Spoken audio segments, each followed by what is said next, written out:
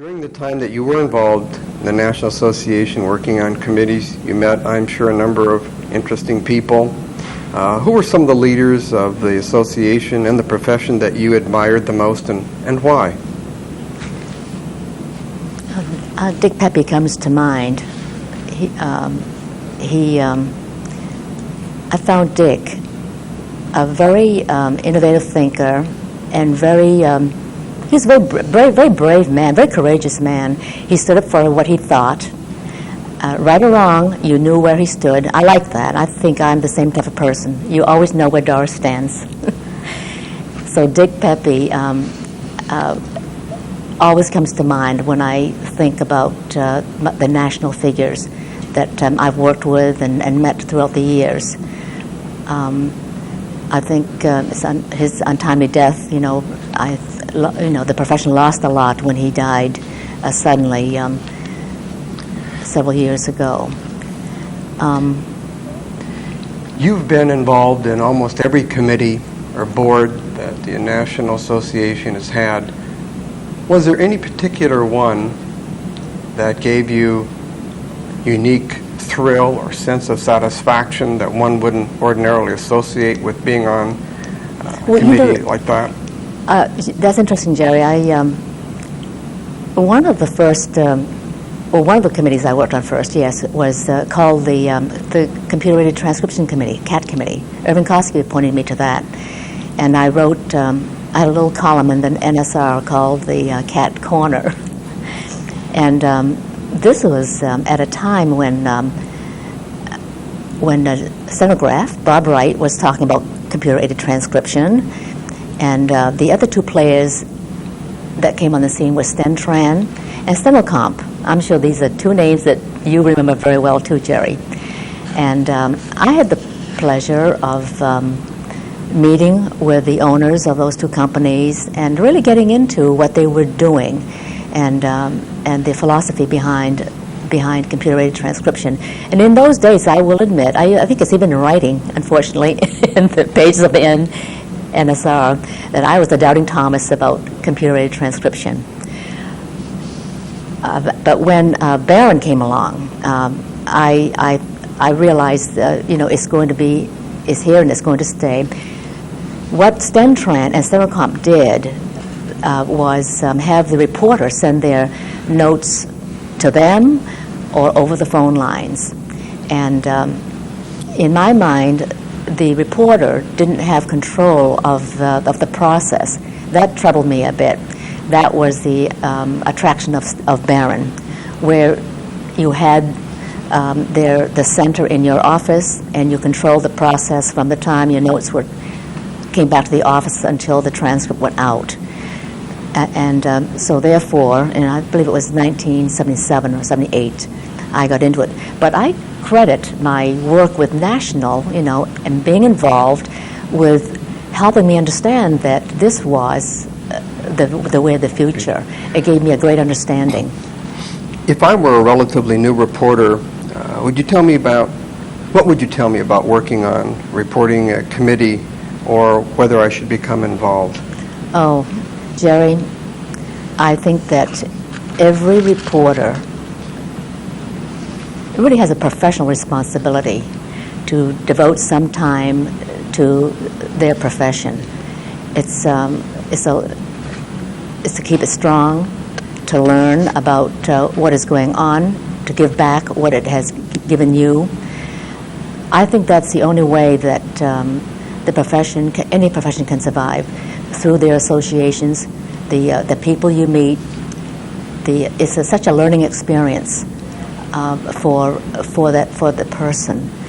I think that without the association, both state and national, I would never have succeeded, because it just broadened my horizons. It opened my eyes to what was going on in my profession, not only at the state level, but at the national level.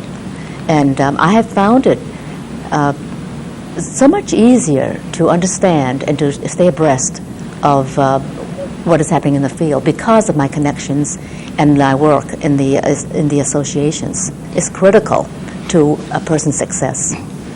Speaking of the profession, how has the profession changed the most How has it changed the most? Well, in my career time, I think the first big change, revolutionary change, was the computer.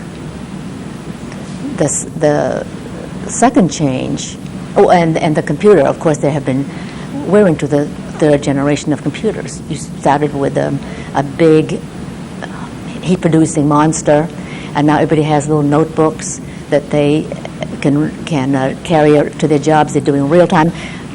The progress has been so remarkable, so mind-boggling.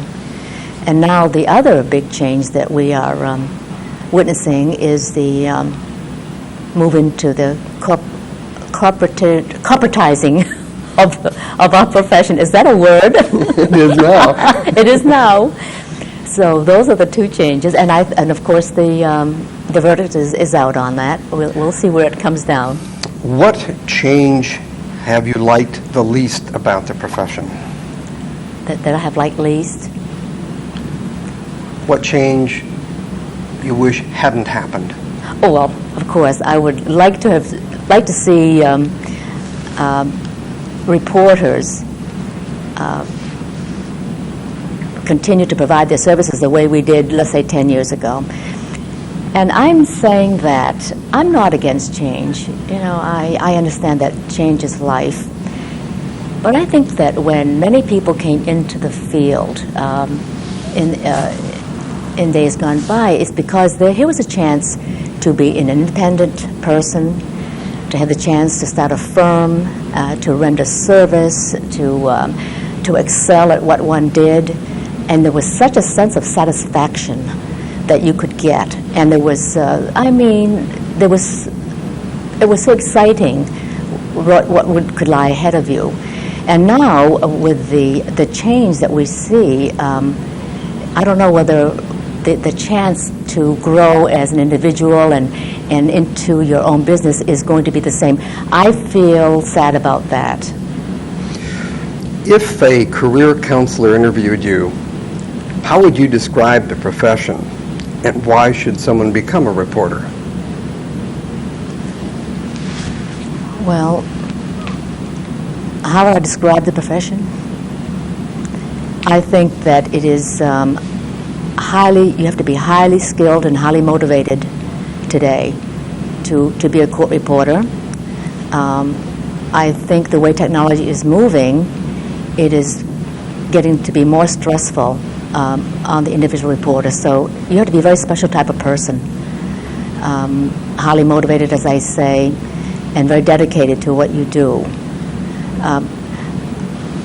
You know, one of the wonderful things about reporting, when I was doing it really full-time, even 20 years ago, was the chance to meet a lot of wonderful people and to learn. It's like going to college without paying. You were paid to learn. It was wonderful. So I think if you like to enter a situation where almost every day is a different scene, meeting new people, taking on new topics, this is a wonderful career to go into. I think the downside of it is the stress, but the positive side is that it is a great learning experience. Every day you learn something. And I think that monetarily speaking, it has been very rewarding in the past, and I hope that it will continue to be so in the future. It deserves to be a rewarding profession financially.